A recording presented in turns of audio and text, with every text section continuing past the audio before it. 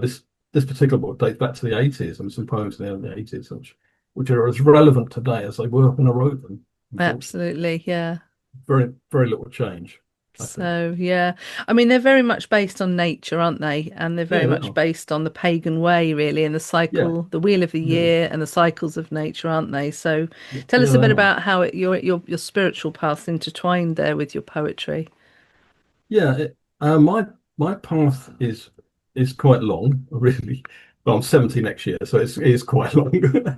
And my childhood was spent, as I mentioned to you before, wandering off into the woods and connecting with nature. Anyway, but my mother is a Christian.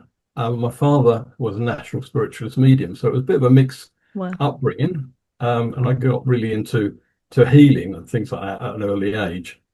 Um, because I could feel energy. I could feel energy. I still can from people and from nature, from trees, particularly trees. yeah, I get trees a Um, lot. Yeah, oh yeah, trees are yeah, fantastic. yeah. You can bathe in the aura of trees if you sit there long enough. It feels like it surrounds you. I honestly feel that noticed that as a child. Mm. I think I connected to trees more than anything. And it was escapism because we lived in a on the edge of a council estate in Essex. So it was quite rough. That side of it was quite rough, and we could escape out into nature, um, which is which is great. And it was a benefit to myself and my two brothers. Mm.